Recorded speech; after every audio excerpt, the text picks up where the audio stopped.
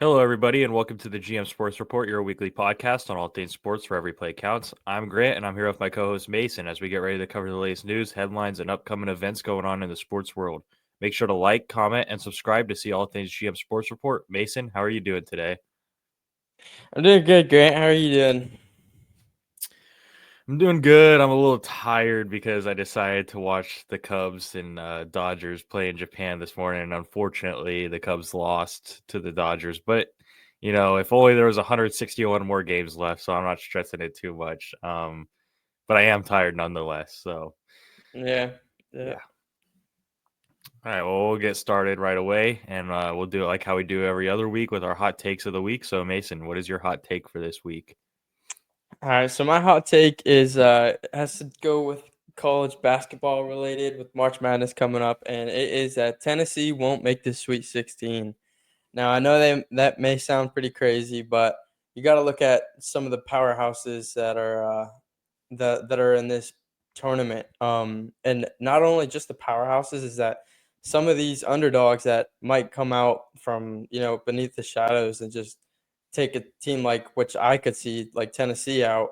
And I think that if any team that is big is going to get taken out, it is Tennessee. So on paper, they're one of the best teams in the country, but when it comes down to crunch time, they just have way too many turnovers offensively and force way too many contested shots. So that's my hot take. Yeah, I mean, look, they call it March Madness for a reason. Anything can happen, and it Yeah. does always seem that one or two of the top seeds get out pretty early from a huge upset. So it'll be interesting to see who those teams are and if Tennessee is one of them. All right, so my hot take of the week also has to do with my underdog of the week. So these kind of are correlated with each other. So I'm gonna go on a little rant here for a minute. My hot take of the week is that Dyson Daniels should win Defensive Player of the Year, even if Victor Wembanyama was still healthy right now and playing. I think that what Dyson Daniels is doing has been absolutely amazing. He's averaging 191 steals at 3 steals per game and 316 deflections with 6.5 deflections per game. That is just absurd. He is an absolute ball magnet on the end. And let me just go over his last 15 games as far as steals. 4 steals, 4 steals, 3 steals, 4 steals, 7 steals, 2 steals, 2 steals, 3 steals, 2 steals, 1 steal, 5 steal, 2 steals, 4 steals, 3 steals, and 5 steals. So the dude is getting so many steals every game, and I've watched him play live multiple times, and it's not like he's just like running into these steals. Like he's earning them. Like he's locking down his Hmm. opponent and stripping it away from him every time, and it's so impressive.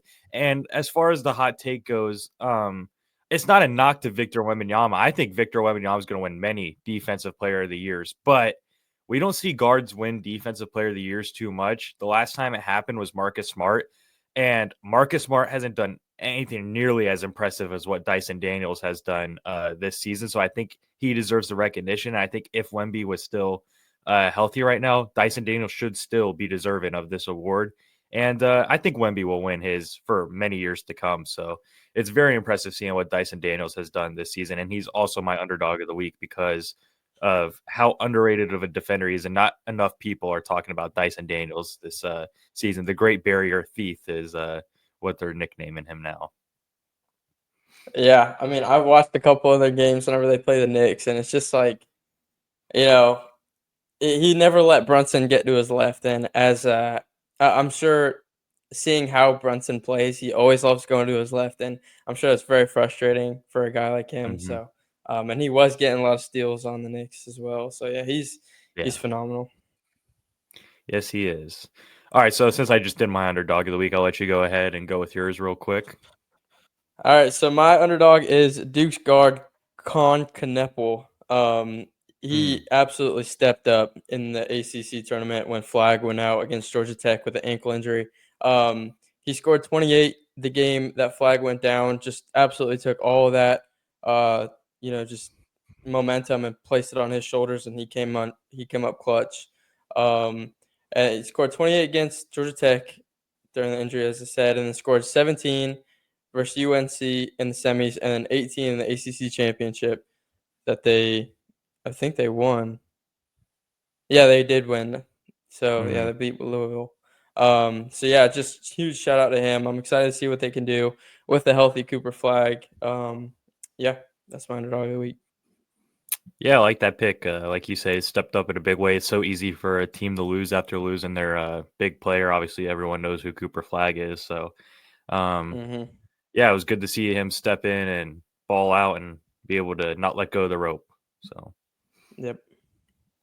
all right, now we're gonna go over to the NBA real quick, and we're gonna do what we do every week with our player of the week and team of the week. So, Mason, I'll let you go ahead and start out with your player of the week.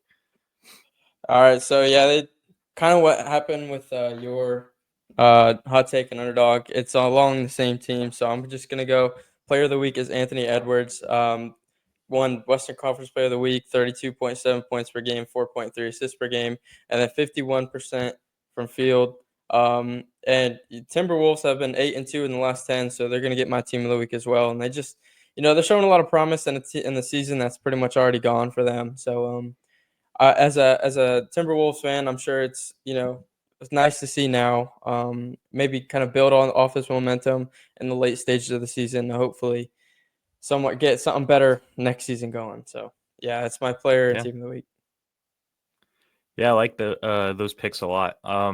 My player of the week is the former Nick Quentin Grimes. We did him a couple weeks ago, but man, he even since then he's been doing even better with this terrible Philadelphia squad. I mean, in his last five, he's put up 32.6 points, 5 rebounds, and 4.8 assists. Just absolutely insane numbers for a guy like Quentin Grimes that I don't think anyone expected him to be putting up these numbers, and it's just crazy to see him do it. But that's what happens when this Philly team is as depleted as what they are. Um, but yeah, I wanted to shout out Quentin Grimes again because I think it's hilarious that he's been balling out so much. And also a quick shout out to Kobe White, who won Eastern Conference Player of the Week, putting up Yeah. 27 points a game. That's the other guy Hmm. I was leaning towards. And the Bulls guards, look, Kobe White and Josh Giddey, they've been balling since the trade deadline. So maybe they got something there for the future. Yep. All right, and then for my team of the week, I also had Minnesota because of how good they've been. And to kind of touch on your point, I think that there might be a team that's that example of peaking at the right time. They started off the season kind of slow. Halfway through the season, they were kind of working things out, but dealing with some injuries with Randall and DiVincenzo, and Rudy Gobert's been banged up. So now they're starting to fully get healthy and all acclimated into the lineup, and they're looking really good, 9-1 in their last 10. Julius Randle's really starting to look comfortable as that guy next to Anthony Edwards, which will be interesting to see how that plays out uh, coming up to the end of the season. And yeah, I think they might be a team that's peaking at the right time. So watch out for them in the playoffs. And then I also obviously have the obvious answer, which is the Oklahoma City Thunder, who are also 9-1 Yeah. in their last 10, just being as dominant Cavs are as they've too. been all Yep. season long. Yeah, Cavs are as well. So yeah, those are kind of my teams of the week. Those I guys. feel like with the Cavs and the Thunder, though, it's like it's boring to pick them every week, because Exactly. it's Yeah. always like they're gonna put up these crazy win streaks and like just Hmm. have insane numbers. So what they were Cleveland was at like 14 wins in a row or 15. something the other week, Hmm. 15. That's ridiculous. But like it's happened twice before in the season Twice. alone. So yeah, Just crazy what they're doing.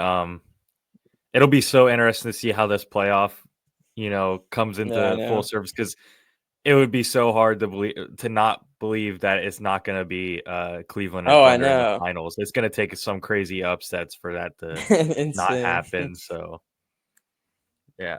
Now we were just kind of talking about the playoffs, but now I kind of want to get to the other side of the spectrum. Um, I just want to know who, in your opinion, the biggest letdown has been as a team this season, because I feel like there's a few you could go. There's a couple routes you could go with this Yeah. one. So I want to know who your letdown of a team is this season. Yeah, so I actually picked 2, and one of them I could not be happier picking, and that I'll start with the Sixers, uh, currently 13th in the East with over I know I mentioned it to you last night, but over $100 million of their payroll is just out for the year.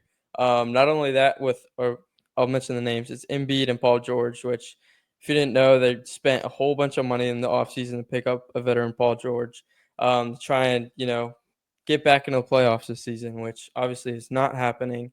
Not only those two guys are out, but probably who was going to be rookie of the year this year, in Jared McCain, tearing his ACL in the first half of the year. Just absolutely brutal if you're a Philly fan. So yeah, that's my first team I picked, and then the second team, I don't think it's like this title to deserve to go any other team but the Mavs. It Mm. just I don't think it needs to be too explained. Coming straight off of a finals loss, which is already depressing enough, to trade away uh, Luca for AD, and then AD goes down in the first game. Now 10th in the West, losing 8 of your last 10. It's rough. So yeah. Yeah, I 100% agree with you. I picked three teams, and two of them are the Philadelphia 76ers and the Dallas Mavericks. Look, um, Philadelphia, they were hyping them up all off season long after Oh they got yeah. Paul George, saying they were going to be titles contenders, the top three team in the East. All this jazz they were talking about once they acquired Paul George, and they've just been straight up terrible. And Hmm. actually, real quick, I have a question for you because this is something I've been thinking about. I think Philly needs to go full rebuild. I think that they should trade away Paul George before it's too late. And I think they should even consider trading Joel Embiid, as crazy as that sounds, because I think you got something nice with your young guys Yeah. and Jared McCain and Tyrese Maxey. I think you got a good build around those two guys, and you can start rebuilding and working with them because those are two guys, Tyrese Maxey and Jared McCain, that I think are so much better face of the franchise caliber players than Embiid's bad attitude is. You look at McCain and Maxey; they're always smiling, always having a good time, always competitive, always playing their hardest. Which I'm not saying Embiid doesn't do, but Right. his body lacks him of doing it all the time. So I do think there's a serious question on should the 76ers just rebuild and like make it a new era. Yeah, I mean, I think they just need to completely change their identity. You kind of hit it on the head right there with Embiid and Paul George. Embiid has what? Like I don't know the last time he's even played like 75% of a season. It's so reliant on a what if he's healthy, because he wasn't healthy last year in the playoffs and they Mhm. lost first round to the Knicks. And if he was healthy, it would have been a much better series and they could have even won it. So it's just I think they need to. I'm huge fans of Jared McCain and Tyrese Maxey. I think that's a great point you made. They're two guys that I would want to rebuild my franchise around, just full of energy and can ball any given night. And yeah, I could just lead the offense through them. And yeah, I think that'd be great for them to do. Yeah, I just think that those two guys have such a better attitude than like the older guys Hmm. like Embiid and Paul George, which is crazy that the two rookies are the one or not rookies. I guess Maxi's not a rookie, Yeah, obviously. A younger guy, two younger guys that younger. haven't been in the league as long have just such better attitudes than Paul George and Embiid. It's interesting to see, and they have a lot of questions to answer this offseason. Now, obviously the Mavs I picked as well, like you said. Gosh, just finals last year. You were in the finals last year and you trade literally the face of all franchises in Luka Doncic. Couldn't get much And worse. yeah, and then all these injuries, Kyrie, it's all going to Yeah, I didn't hell even basically mention for that. this Yeah. team. Um, and then my third team, it has to be my Miami Heat. Look, I'm not saying we were going to be some true contender this coming into this season, but I did say if you look back at the NBA preseason video we made, I did say I expected them to be a top 5 team in the East, and boy was I wrong. I think Yeah. every diehard Heat fan kind of had a feeling this could be Jimmy's last season, but I don't think anyone going into the season at least was expecting him to request a trade halfway through the season, which would ultimately just destroy this team. You can tell they haven't gotten over this trade yet. Everyone's on such a mental slump right now. It's unbelievable. Tyler Hero's having to adjust to becoming the number one option now, and his highs or lows are just way too much right now. He's not able to find a consistent rhythm. Bam's been on and off. It's just been a terrible season. Eric Spoelstra last night, after losing to the Knicks for the first time, has had his first ever 8-game losing streak and over 1,500 games coached. For the first time, he's had 8 straight losses, and this is their worst streak of basketball since 2008 when they had their 15-win season. So it's just awful what's going on in Miami right now, and they also are a team that has a lot of pressure on them coming up around off-season time. So yeah, those are my three biggest Yeah, letdowns. Okay, now completely we're valid. gonna yeah. Now we're gonna slide over to the NCAA because it is March Madness starting up this week, and I'm pretty excited to see how this. Oh, sorry, real quick. Yeah, We I got was like, NFL okay, I guess first. we can NFL skip. first. No, we got NFL first. My bad. We have a couple of headlines. Nothing crazy. Two headlines. Cooper Cup to the Seahawks. Mason, what are your thoughts on that, real quick? I mean, Seattle, like I don't know where they're one of those teams where like they could be either pretty good or be completely horrible. I think right now they're kind of leaning towards the 500 or under record, in my opinion. You know, got Sam Darnold. What you like? They gave him 100 million or something, 110 million, which is insane to me. Absolutely insane. And then Cooper Cup, you know, I think he's still a solid receiver. I know you kind of think a little otherwise. You'll get into it in a second, but yeah, I think it'll be interesting. Got a whole bunch of mixing up on that team, and yeah, we'll see. Yeah, I just don't see the angle that the Seahawks are trying to play right now. I don't really think they're contenders by any means. And No, Cooper Cup, he's a nice receiver, but I don't think he's as good as he was in previous years. I think he's had injury problems, and obviously Puka Nakua kind of overran him as wide receiver one on the Rams. So I just don't know like what to expect really from Cooper Cup, especially with a guy like Sam Darnold throwing him the football. I don't know. We'll see. Um, I feel like it could work, but I'm not as high on it, I think, as there's probably others that are. So yeah, that's really all I got to say about that. And then the other headline in the NFL, some pretty big news. T. Higgins and Jamar Chase both got their extensions with the Bengals. Thoughts on that? yeah, I mean, I absolutely love it. You knew Jamar was gonna get big money, any way, and then T. Higgins was a guy I actually thought they were gonna be able to get a deal done with. They pulled some strings, they got it done. But then it leads questions to the defensive side of the ball. You know, you get these huge names on offense all secured, but defense, are you going to have enough cap space and enough money to be able to get the guys you really need? Because we all saw how it went down last season where they put up 45 points, but let up 48. So, I mean, you're not going to win important games with that kind of defensive structure. So, we'll see if they can get some good moves going in the end of this offseason. So, yeah. Yeah, I agree. I think it's very important that they lock down those two guys because those are obviously very good receivers. I am surprised with the T. Higgins as well. I thought after them franchise tagging him again, I'm like, oh boy, there's no way he has a future with the Yeah. Bengals anymore. But they got him to an extension, and like you said, now there's questions on how they're going to be able to maneuver with the defense. They don't have a ton of cap space, I believe, Mm-mm. to go out and get a lot of talent. But I will say defense is, you can find those kind of hidden gem guys that can help out a lot Yeah. and spend a little bit less money where compared to offense, all the big names sort of thing. So, there's still a chance for them to get some high impact guys, but it does definitely handcuff them now. But I think it's worth it. I think it's money well spent. And I think those two guys are very important to have as your wide receiver one and two going into next season. So. Mhm. All right, so now we're gonna head into March Madness. Sorry, I was just so excited to talk March Madness that Yeah. decided to skip the gun there. Um, so the tournament is obviously starting this week, and I just want to go through two quick points over March Madness. Uh, who is your tournament winner prediction? Is the first point. Let's get it on the board. I don't think there's much else I have to say. Florida's been looking absolutely dominant. I heard some people say that they're probably one of the best teams probably the best team in NCAA right now. So I don't know if I was go as far as say that, but you can't deny how dominant they've been.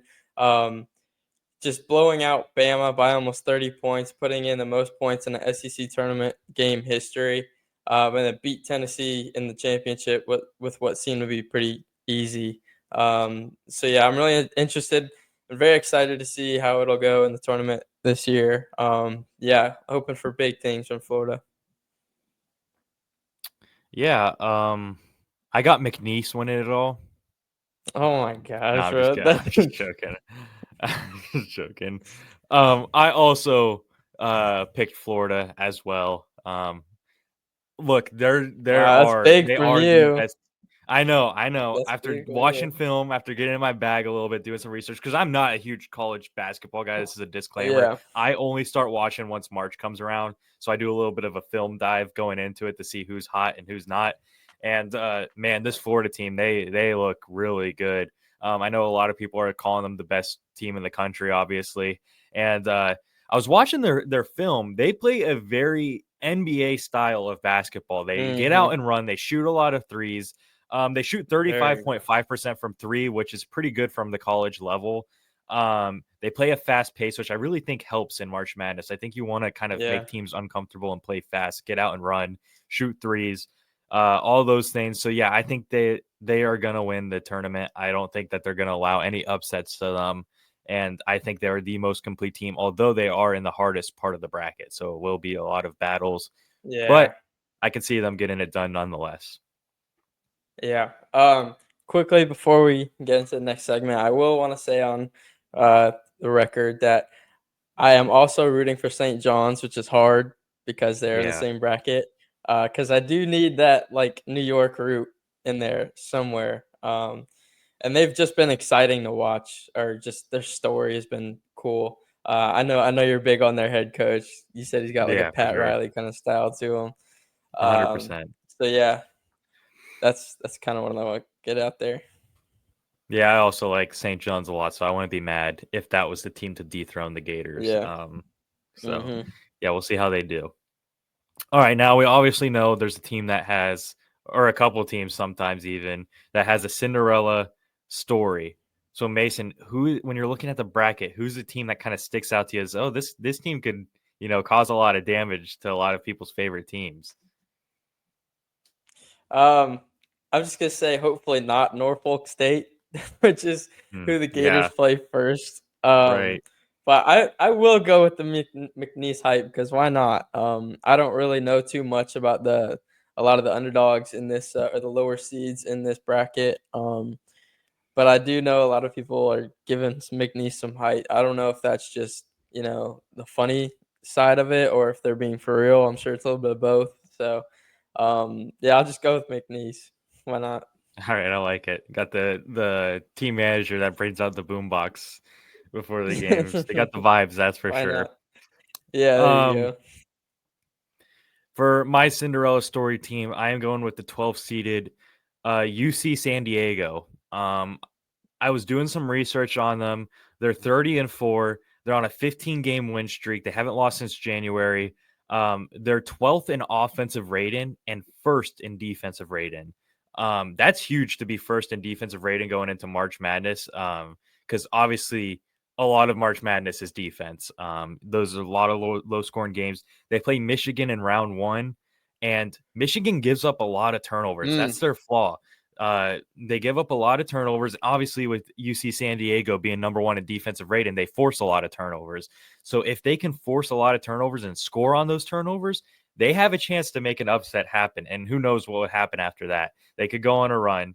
And yeah, so that is my Cinderella team is UC San Diego. watch. Just because you picked them, now they're gonna make it to like the Elite Eight or Sweet 16 or something. Just because you picked Yeah, them, I hope and then I'm so. gonna be like, oh my gosh, bro. Elite ball knowledge. Elite ball knowledge. No, I'm Oh, just that's kidding. insane. Uh, yeah, so I will be cheering for UC San Diego coming up here. Hope I Anything can prove me right. happen, man. Yeah. It's called March Madness for a reason. We're going to keep touching in on it week by week as the, bracket gets smaller and smaller and the crazier and crazier things happen. So we're excited to see how it plays out. And now Yep. we're going to slide into my favorite segment because it's my turn to give the Today it trivia is. questions this week. Yep, exactly. It's my turn. So with that being said, I got 6 trivia questions for you, Mason. Are you ready for them? Yeah, let's do it. Okay, we'll start out with the first 2 that are Knicks themed. So get your head right for the Knicks. Okay. Woosah, real quick. Think Knicks. I should be able to know it. Not Yeah. Tracy Morgan. Don't be like Tracy Morgan last night at the Oh game. gosh. Wow. Yeah. For those of you who don't All know, right. I want to Google search that. Okay. Question number 1. Who was number 33 on the Knicks from 1985 to Patrick 2000? Ewing. Bang. There you go. Bang! Number 2. Bang! Okay, all right. Number 2. How many 40-point games has Jalen Brunson had in the playoffs? Just the playoffs. Oh, I'm thinking 3, 2 or Mm, 3. it's actually higher than that. Wait, I'll give you a hint. really? I'll give you a hint. If you know Clint Frazier's record, he's one away from tying it.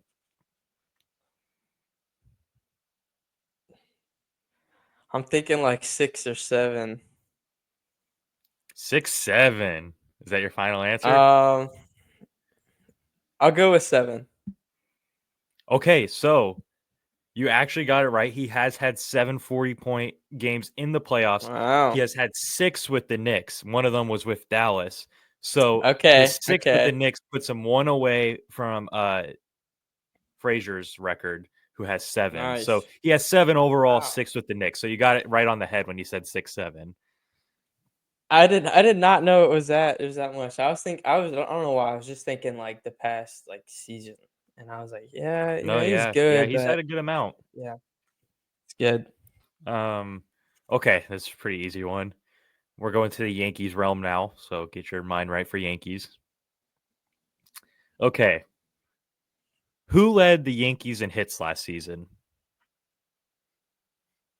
Aaron Judge. Uh, Yes, Aaron Judge. okay, okay.